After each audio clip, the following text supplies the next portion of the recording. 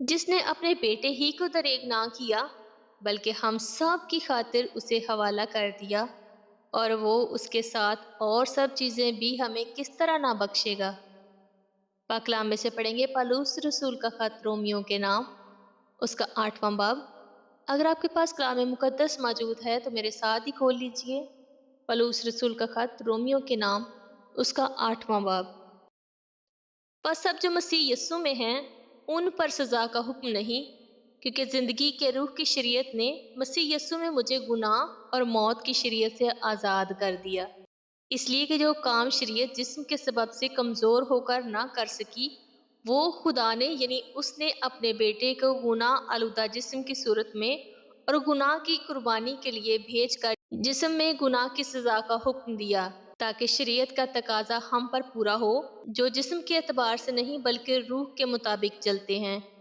کیونکہ جو جسمانی ہیں وہ جسمانی باتوں کے خیال میں رہتے ہیں، لیکن جو روحانی ہیں وہ روحانی باتوں کے خیال میں رہتے ہیں۔ اور جسمانی نیت موت ہے، مگر روحانی نیت زندگی اور اطمینان ہے۔ اس لیے کہ جسمانی نیت خدا کی دشمنی ہے، کیونکہ نہ تو خدا کی شریعت کے تابع ہے نہ ہو سکتی ہے، اور جو جسمانی ہے وہ خدا کو خوش نہیں کر سکتے۔ لیکن تم جسمانی نہیں بلکہ روحانی ہو، بشرطے کہ خدا کا روح تم میں بسا ہوا ہے۔ مگر جس میں مسیح کا روح نہیں وہ اس کا نہیں۔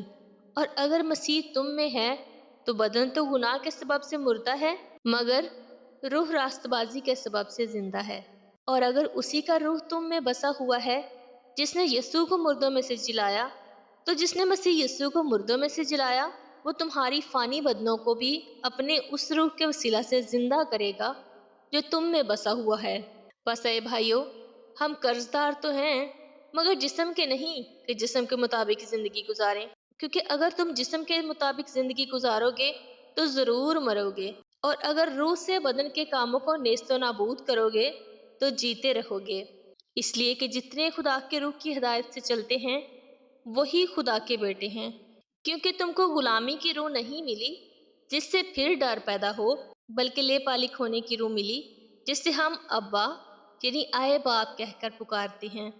روح خود ہماری روح کے ساتھ مل کر گواہی دیتا ہے کہ ہم خدا کے فرزند ہیں، اور اگر فرزند ہیں تو وارث بھی ہیں، یعنی خدا کے وارث اور مسیح کے ہم میراث، بشرطے کہ ہم اس کے ساتھ دکھ اٹھائیں تاکہ اس کے ساتھ جلال بھی پائیں۔ کیونکہ میری دانست میں اس زمانہ کے دکھ درد اس لائق نہیں کہ اس کے جلال کے مقابل ہو سکیں جو ہم پر ظاہر ہونے والا ہے، کیونکہ مخلوقات کمال آرزو سے خدا کے بیٹوں کے ظاہر ہونے کی راہ دیکھتی ہیں۔ اس لیے کہ مخلوقات بطالت کے اختیار میں کر دی گئی تھی، نہ اپنی خوشی سے بلکہ اس کے باعث سے جس نے اس کو اس امید پر بطالت کے اختیار میں کر دیا کہ مخلوقات بھی فنا کے قبضہ سے چھوٹ کر خدا کے فرزندوں کے جلال کی آزادی میں داخل ہو جائیں گی۔ کیونکہ ہم کو معلوم ہے کہ ساری مخلوقات مل کر اب تک کراہتی ہے اور درد ذہ میں پڑی تڑپتی ہے، اور نہ فقط وہی بلکہ ہم بھی جنہیں روح کے پہلے پھل ملے ہیں، آپ اپنے باطن میں کراہتے ہیں اور لے پالک ہونے یعنی اپنے بدن کی مخلصی کی راہ دیکھتے ہیں۔ کیونکہ ہمیں امید کے وسیلہ سے نجات ملی، مگر جس چیز کی امید ہے جب وہ نظر آ جائے تو پھر امید کیسی؟ کیونکہ جو چیز کوئی دیکھ رہا ہے اس کی امید کیا کرے گا؟ لیکن جس چیز کو نہیں دیکھتے اگر ہم اس کی امید کریں تو صبر سے اس کی راہ دیکھتے ہیں۔ اسی طرح روح بھی ہماری کمزوری میں مدد کرتا ہے، کیونکہ جس طرح سے ہم کو دعا کرنا چاہیے ہم نہیں جانتے، مگر روح خود ایسی آہیں بھر بھر کر ہماری شفاعت کرتا ہے جن کو بیان نہیں کر سکتا، اور دلوں کو پرکھنے والا جانتا ہے کہ روح کی کیا نیت ہے، کیونکہ وہ خدا کی مرضی کے موافق مقدسوں کی شفاعت کرتا ہے۔ اور ہم کو معلوم ہے کہ سب چیزیں مل کر خدا سے محبت رکھنے والوں کے لیے بھلائی پیدا کرتی ہیں، یعنی ان کے لیے جو خدا کے ارادہ کے موافق بلائے گئے، کیونکہ جن کو اس نے پہلے سے جانا ان کو پہلے سے مقرر بھی کیا کہ اس کے بیٹے کے ہم شکل ہوں، تاکہ وہ بہت سے بھائیوں میں پہلوٹا ٹھہرے۔ جن کو اس نے پہلے سے مقرر کیا ان کو بلایا بھی، اور جن کو بلایا ان کو راست باز بھی ٹھہرایا، اور جن کو راست باز ٹھہرایا ان کو جلال بھی بخشا۔ بس ہم ان باتوں کی بابت کیا کہیں؟ اگر خدا ہماری طرف ہے تو کون ہمارا مخالف ہے؟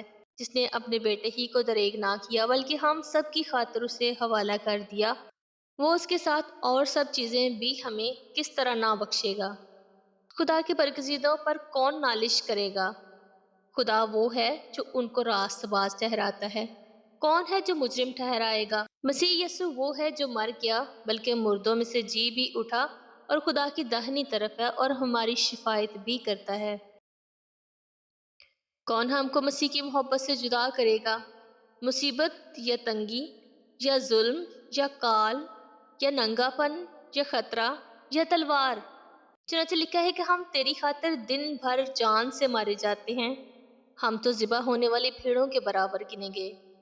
مگر ان سب حالتوں میں اس کے وسیلہ سے جس نے ہم سے محبت کی، ہم کو فتح سے بھی بڑھ کر غلبہ حاصل ہوتا ہے، کیونکہ مجھ کو یقین ہے کہ خدا کی جو محبت ہمارے خدا یسوع مسیح میں ہے، اس سے ہم کو نہ موت جدا کر سکتی ہے، نہ زندگی، نہ فرشتے، نہ حکومتیں، نہ حال کی نہ استقبال کی چیزیں، نہ قدرت، نہ بلندی، نہ پستی، نہ کوئی اور مخلوق۔ پاک کلام کا پڑھا اور سنا جانا ہم سب کے لیے باعث برکت ہو۔ خداوند کا شکر ہو۔